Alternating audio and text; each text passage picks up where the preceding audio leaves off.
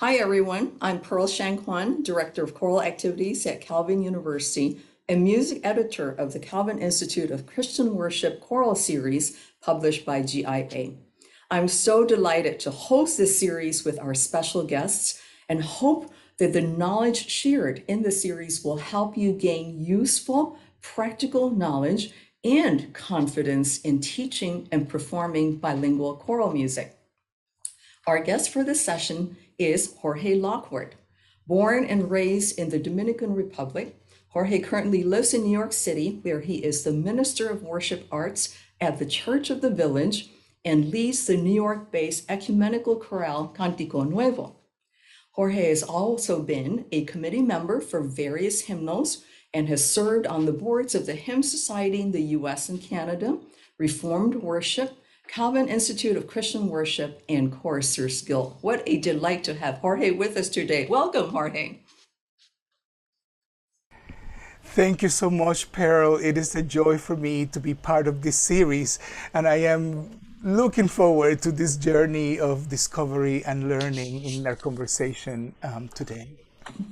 I had the great pleasure of co-presenting with John Whitley, Director of the Calvin Institute of Christian Worship, at the National Conference of the ACDA, American Choral Directors Association, assisted by you, Jorge, in New York City in 2003, where under your fingers, the music came alive in such a way that made me want to get up and dance right there. A pianist by training, this is especially fascinating to me, and I can't wait for you to share with us practical tips on how to dress up a piano part to better capture the style and spirit of Latin and South American choral music. So take it away, and I'm so eager to learn along with the rest of our viewers. Thank you. Thank you so much, Pearl. Well, I think I'm going to start in a bit countercultural way to the request, because I think I'd like to start with a song. It's one of the first choral pieces that I learned.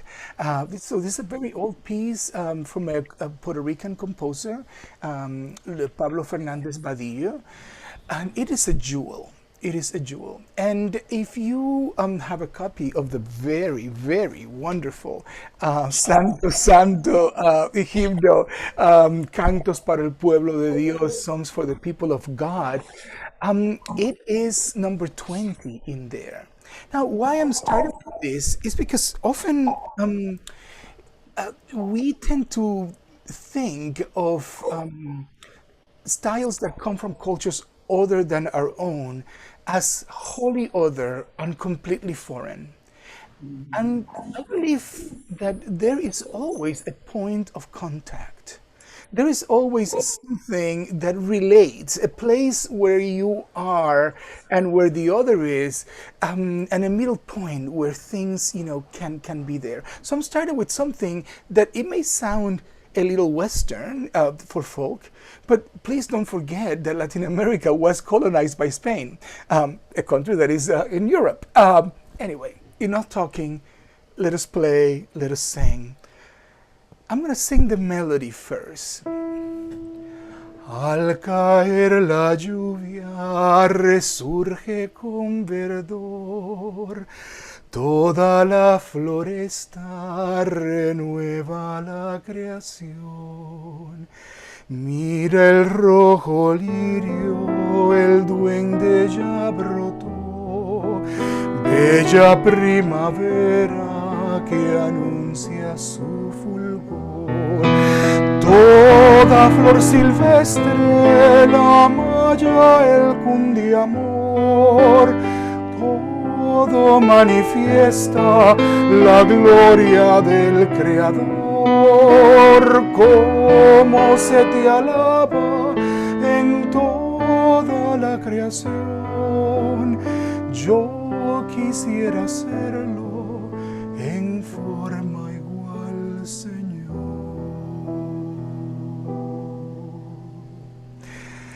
As the rain falls, with the greenery of the earth rises again. I mean, the translation done by Madeline Foreign Marshall, it's amazing. Listen to this. When at last the rain falls, our world turns living green. I believe that even before we go to the technicalities of accompaniment or any other technicalities, we need to first understand what is the deep spirituality that, that the piece is trying to offer to us. It's like getting, there's an expression in English that says, let's not confuse or get lost or confuse the trees for the forest or the forest for the trees. You know what I'm talking about? The forest is, of course, what is this about? Because before we have that, it's going to be very difficult to, to engineer that if we focus too much on the technical right at the beginning. So if you're very concerned of like, well, should I do more eighth note, patterns here, or should I do this? Should I do a crescendo here? Let's just feel what this is about. Now, I think it helps to place yourself in the locale where the piece is coming from. So this is Puerto Rico. And today is a very warm summer day in New York. I am sweating, so you may be noticing. So it's a perfect day to talk about rain falling and the earth becoming green. Now, you can also start to imagine the theological consequences of singing about a green earth in a time such as this when there's fires and all of that. So that's part of the story of the song itself, where it comes from, but also how the song intersects where we are right now. Now, this song can be beautifully done just a cappella. And by the way, hymnals like this one are amazing sources of choral music, amazing sources. And we do not give them the credit that they have. Particularly if you are looking for bilingual choral music that is appropriate for Christian worship, there is some there. I mean, Calvin Institute has a wonderful association with GIA, and there are things that are published, and of course you have OCP publications and Word Library publications, and they have quite a bit of material there. But the hymnal that is in your pew even can also be an amazing source. Okay, enough with that. Let's go now to some of the technical portions of this. What do we do with this? My way of thinking is that I like to think of at least 5 different ways of doing something and then select the one that is for this moment. Because one approach doesn't always work. Let me give you an example. In this piece, I have done it in the following ways.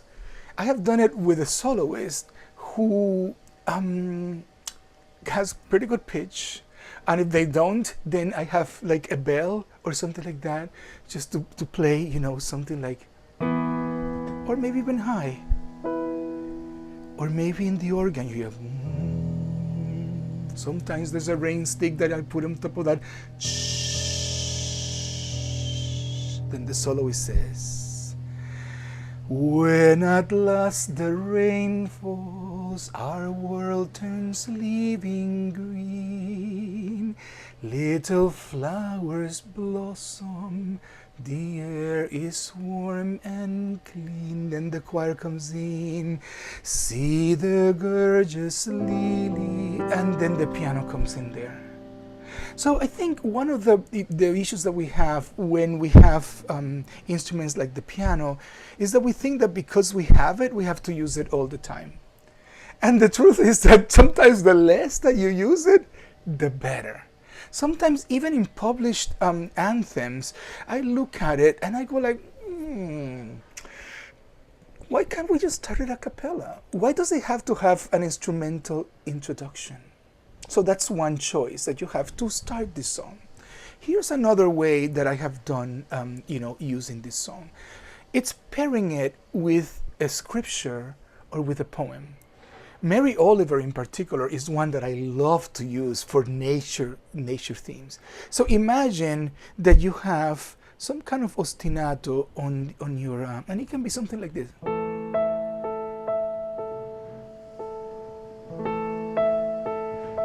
You can just make it up. You can be even weirder if you want. You can be something like,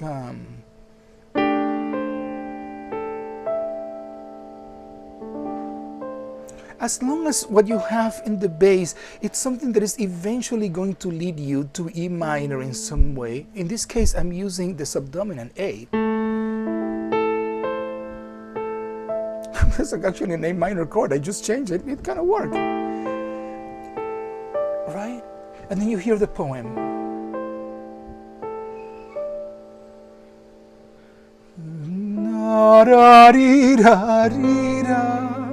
Now I picked A minor because the song lands in A minor in that second chord. So I am already providing the ear with something that is going to feel like a landing place for that, but kind of keeping it weird. So a little poetry, a little scripture can be a wonderful introduction to things.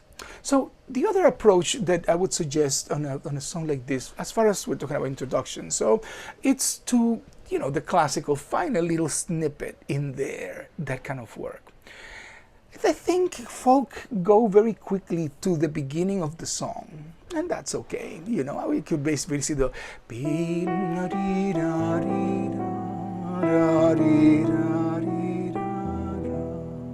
perfectly fine, and then we sing, right? Perfect. But I am wondering if there's something else in here that kind of from another place. Usually we can also go to the end.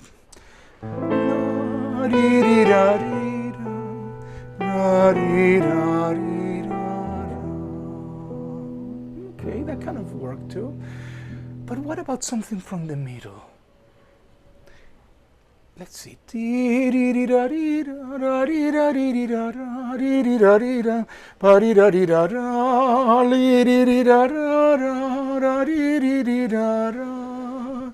Ooh, let me try that.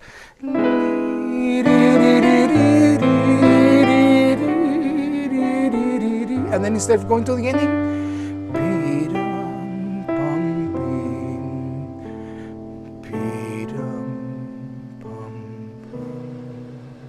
so grabbing something from the middle and then not taking it to the end creates a completely different. Introductions are about setting the table. An introduction is the appetizer for the meal. An introduction can make or break the choral song because people hear what's coming next in the spirit of what the introduction provided. So watch out for your introductions. Dedicate time to thinking about them, to helping them go into the spirit of what you want to happen later on during the song itself. I'm about to let go of this song because I wanted to talk about other things, but just a little farther on this song, let's talk about choral possibilities that are within this piece. Again, it depends on where you are and where your community is. If your choir and you yourself are at a place that goes like, bilingual, no problem, we can do it, we've done it before. Or if you are at a place of like, oh my God, I don't know how to do this, please, God help me. There's many approaches. And my rule of thumb for myself is that I believe in pushing myself just a tiny bit beyond what my comfort zone is. I don't know, let me see if I can find a creative term for that. Manage discomfort, I'm gonna call it that way. Manage discomfort. So I'm uncomfortable a little bit, but not so much that I cannot lead or that I cannot enjoy. And the same goes for those that I am creating a hospitality for, meaning the instrumentalists, the singers, the assembly, the congregation, those who will be listening. So I try to ask myself, so what is my level of comfort here? And when it comes to other languages, I find that doing a little can get you a lot. Just investing just a little bit. give you an example. In this song, for example, you have a beautiful poem. I'm going to read the second stanza in English. All the pretty songbirds rejoice and sing your praise. Warble, nice. Hymns exquisite through sunny springtime days. Nightingales and tree frogs sing praise when it grows dark. Only cease at daybreak, and then we hear the lark. Wow! Oh, all of that. So you may choose, for example, to do one stanza in Spanish, do another stanza in English, for example, if you choose to do that. Pearl, I'm gonna turn to you now and ask you, what do you think about all of these approaches? I love it. I absolutely love it.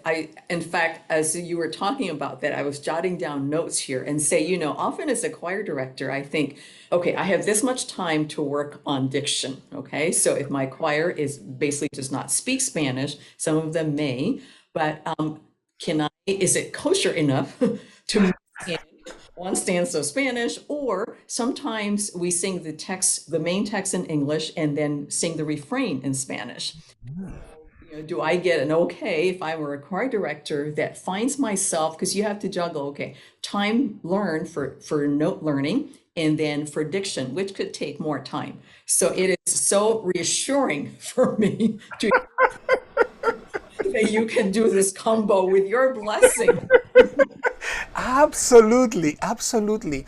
The rule that I try to follow is that the main objective in everything that we do in life actually is to express the fullness of being human, of the fullness of the moment, and that perfectionism actually can kill that.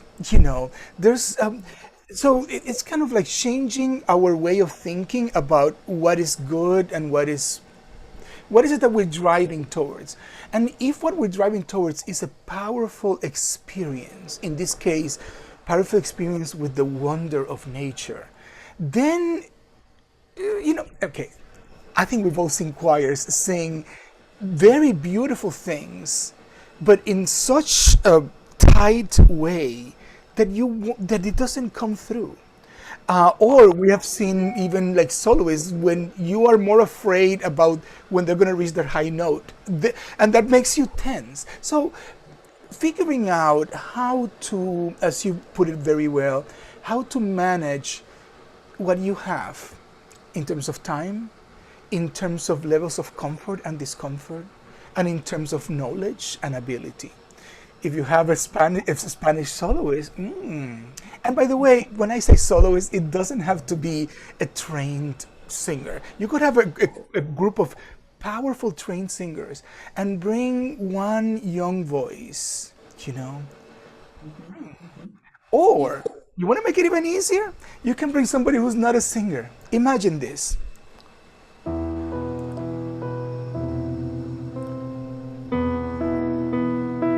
And then somebody starts reading in Spanish. Al caer la lluvia, resurge con verdor toda la floresta, renueva la creación. When at last, all of a sudden you have a flavor of something that honors the place where this is coming from, but at the same time, you haven't had to rehearse for a very long time. I'm gonna say one last thing about accompaniment styles now on this particular song.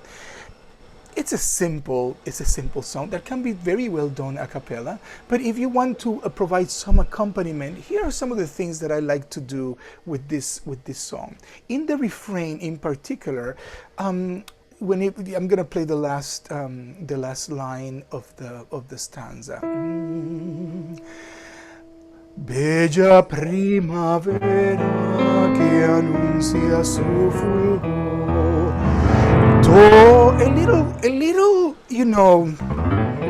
A little glissando, and it doesn't have to be like a big glissando. No, because that's not how nature works, right? But just, feel it. Preparing the refrain.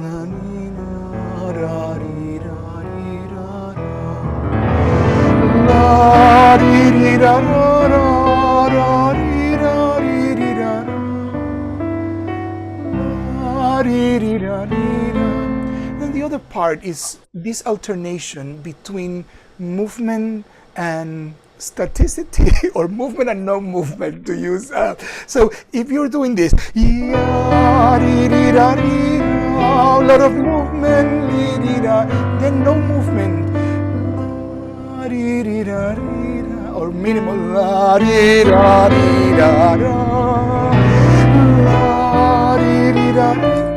It is that which really provides contrast. Now, often, if you have a published anthem, somebody has done that thinking for you, and they have arranged it quite nicely. But even in those cases, I say, feel free to put in a little bit of your own heart. All right, let's go to one song that has a really difficult piano part. Can we do that? Okay. So here's a little anecdote from my life, a moment in my life, years and years ago. I think this was like 1996. I was in Nashville, and I was starstruck because I was going to meet Pablo Sosa. And many of you know of Pablo's music. Some of you may have had the privilege of hearing him speak and teach. And some of you may have had the privilege of engaging in friendship with him. Pablo passed away and left us with a heritage that continues to bless. So back to the story, I'm there, I'm starstruck, and he is teaching this song. And he had heard me practice it and brought me forth and said, Jorge, come and play this. And my hands were trembling. Now, Pablo was, a very good pianist, actually, and an amazing composer, choral conductor. But he is one of the few who can really write idiomatic parts that are originally meant for guitars and other instruments, and then translate them to piano. So you learn from the way that he does this. I'm going to play it quite imperfectly because I haven't practiced this, and it's a tough part, but here it comes. Ay,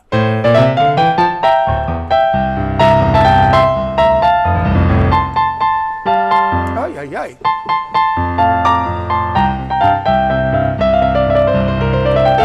So you could tell I'm making like a lot of mistakes, and that's going to happen when you're reading something that is fast and has a lot of stuff. Now, there's two solutions to that. One solution is practice it, learn it, So I'm going to apply that now, that solution. I'm going to go slowly. Beep, pop, beep, pop, beep, pop, beep, pop, beep, pop, pop, pop, pop, pop, pop, pop, pop.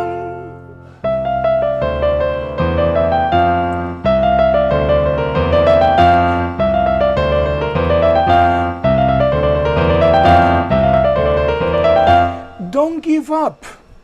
Don't give up. So, I think musicians, we have this voice of shame that tells us like, well, you should be able to play that. And then when we struggle with something, we either go like, well, I just cannot do that. When, there's a saying that I love, which says, don't quit 5 minutes before the miracle. Don't quit 5 minutes before the miracle. So you want to do Pablo Sosa's Gloria, work on those little passages. Take them slowly, figure them out. Now, the second thing that I do is I go like, okay, let me see if I can understand the structure of this accompaniment. And I cannot overemphasize this point. We do not play notes. What we actually play is structures. Because a note is nothing. That's just a note. There's another note. It is the combination of those two notes that create a pattern. So what we're doing is we're singing and playing patterns. We're going to focus on playing now. So the focus that we have on like what are the notes, maybe it's not as helpful. Maybe the focus should be, what is the pattern that happens here? And in this song in particular, you have this quite interesting pattern. By the way, patterns are usually found on the left hand, but we can talk about that more later. You have this pam pam pam pam pam pam pam taka tika tam pam pam pam pam pam pam pam pam pam pam pam. Did you feel it? Dum dum dum. From 1 2 3 1 2 3 1 2 3 1 2 3 1 2 3. I want to live in America, right? So you have that 6 8 3 4 alternation that is going to be key to the rhythm, to the cueca rhythm of this. Now, not gonna sound exactly as the cueca sounds with all of the guitar instruments, but the flavor of it is gonna happen there. And here's the thing.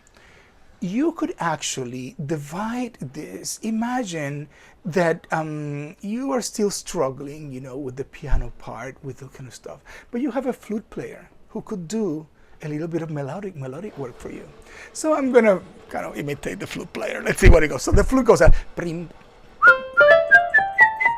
and then the piano is just doing this pam pam pam param. I'm gonna pam param pam pam pam pam pam pam param pam pam pam pam pam pam pam pam pam param pam pam pam pararira. So okay, it's hard to sing and play that at the same time, but I hope you get the feeling that just by doubling the octaves, I'm just putting another. It can create like magic. I mean, just by having another instrument do the melody part, and then you're doing the structure of the accompaniment part, that can also help you.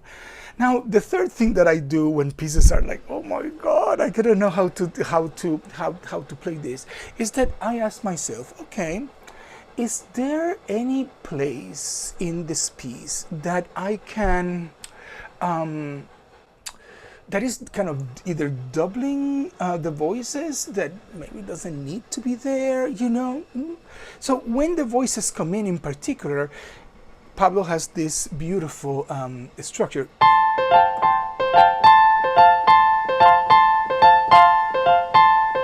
But if you find hard to coordinate that with a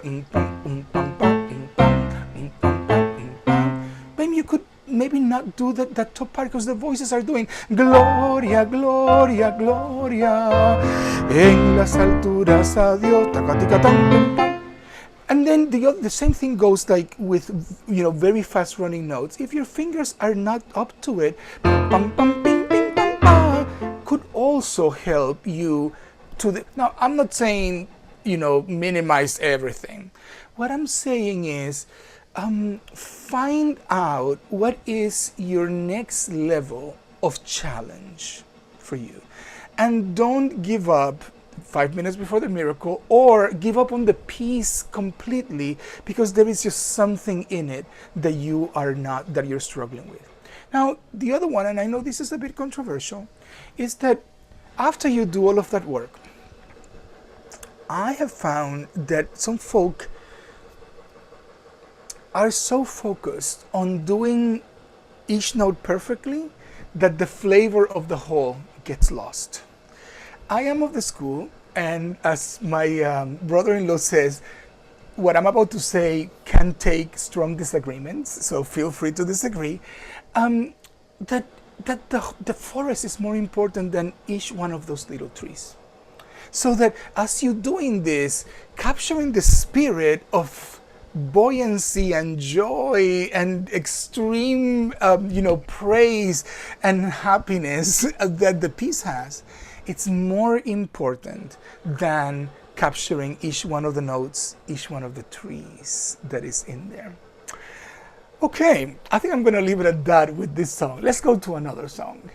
All right, so we were talking about the importance of patterns, and patterns can really save us, both because they provide the underlying structure for something, where something can happen above that pattern, but also because while they simplify and clarify the role of the accompaniment. Something that I do every time that I see a score, I look at it, I look at the piano part, and then I look at where do I find the rhythmic cell for it, as we did in the Gloria. So here is another Puerto Rican, actually, song, a villancico from Puerto Rico, that is for the Day of Epiphany, for Three Kings Day, as we call it in Latin America, de Tierra Lejana. It's found in most major denominational hymnals, and it's a simple choralized kind of piece because you have this beautiful third. You have like that's already kind of like a built-in choral sound right in there. And the question is, so how do you create an accompaniment to this, engage a piano accompaniment to this that provides some sense of interest? So one rhythmic pattern that is quite common, that is derived from the cinquillo, it's this pattern that goes dum dum dum dum bam dum dum dum dum. You can feel it in so many different so yeah, or can be that too, or that, or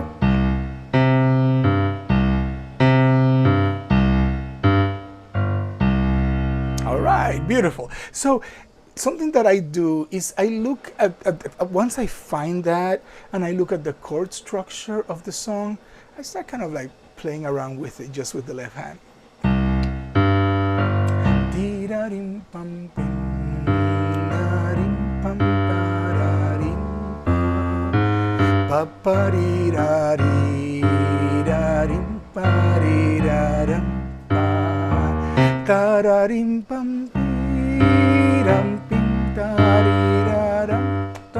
And by the way, I never leave the left hand, I never introduce the right hand until the left hand feels comfortable, until I can sing the melody with the left hand at the same time.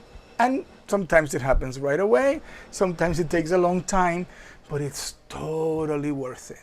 Totally worth it to be able to let your body, not just your mind, understand the interaction between melody and the rhythmic pattern. So that's a good exercise to do. Just play the rhythmic pattern, sing to it. Now, I don't know if you noticed that the same principle that we spoke some time ago about, what was it, movement and less movement or no movement. The same thing applies to this concept of rhythmic patterns. Let's see how I frame this. The interruption of a pattern reinforces the power of the pattern. Listen to this.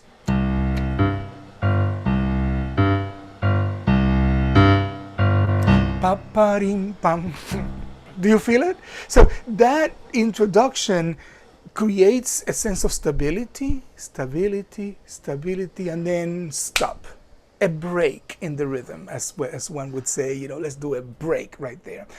Engaging breaks, particularly in music that is dance music, basically, it's crucial. So figuring out where are, the most obvious one is at the beginning of the song, right?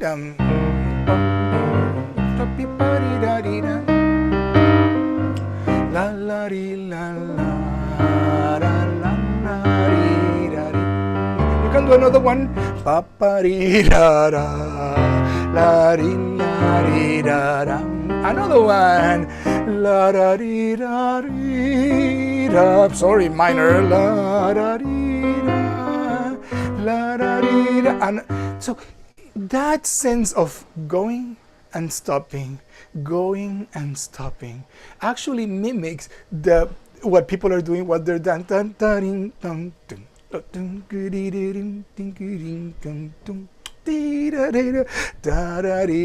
and we start again, right? So yes, so figuring out where the breaks are, it's just so crucial when you're engaging, accompaniment patterns and all these kinds of stuff. I'm going to pause for a moment and ask Pearl, because I see, Pearl, you have some wisdom that you may want to share with us around this. No, I don't have wisdom. I am just having such a total blast listening to you. And all your it's so practical. And I love that, as from my end, that license, that freedom toward creativity in using whatever available resources and throwing so many bag of tricks, so to speak, that you can do this. It is absolutely fascinating to me and helpful for me. So please go on. Thank you, So thank much. you, Pearl. That idea of freedom, I just wanted to pick upon that you just mentioned. Knowing where things come from and the intention in which they have been offered to us is crucial to the work that we do. I would say that in some periods of Western music, more than in others, that freedom was quite present. Now, when you go to, dodecaphonic music, 12 tone music, there is some freedom there because you have all these, Sprechstimme moments where you speak and it's kind of notated, but you have to give it something. So even in musical styles that we think as very brainy and heady and highly structured, even there is an element of freedom. But in earlier moments, particularly, I don't know, high Baroque music, a singer who doesn't know how to do ornaments and figure out how to do its own cadenzas, oh no, not a keyboard player that could not realize, because what you were given was just some, basically what we call chord symbols today, yeah, figure bass. Well, and even cadenza, concertos to cadenzas were not written out, right, during their time. So Absolutely, absolutely. I am gonna get playful with the idea of cadenza and this song, and I'm gonna see if we could work it out. Maybe it wouldn't work, but let's give it a try. La da di la estrella que anuncia la aurora, heaven's wondrous light, or never cease thy shining. Glory in the highest to the Son of God, heaven, and upon the earth the peace. So, I felt the cadenza coming. Oh, and upon the earth,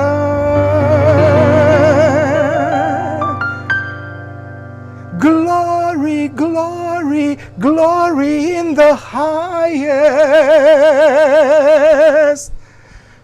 peace and love to all.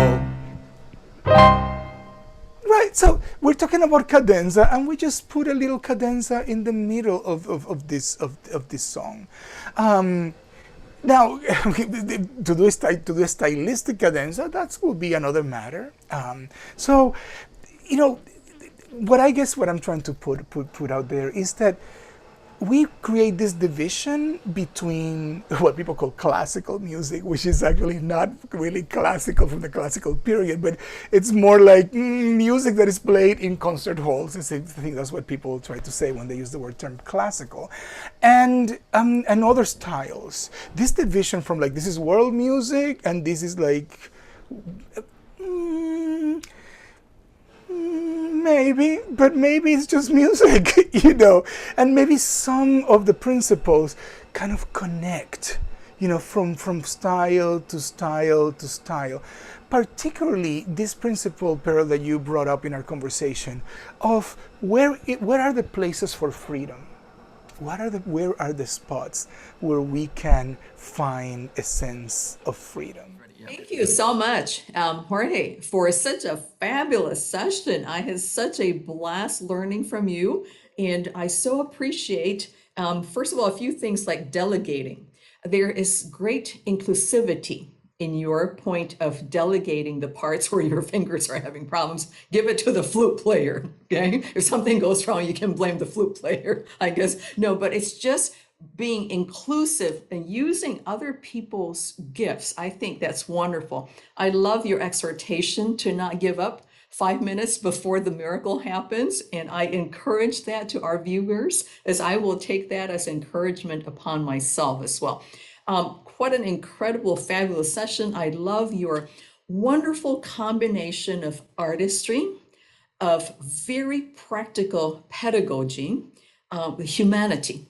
and the deep spirituality. I find that very, very inspiring. So we are so glad that you've been part of this series. Any parting words you'd like to give to those of us out here?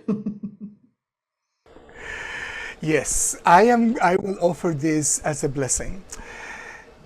Be blessed with stretching yourself a little bit. And then bless others by stretching without committing violence. Be blessed by enjoying what you do. And then bless others by creating the environment where they can also enjoy what's happening. And last but not least, be blessed in the knowledge that what you do actually changes the world, because it does. Amen. Thank you so much. And may God's richest blessings continue to be with you. Thank you for being with us today. It's a joy. Bye.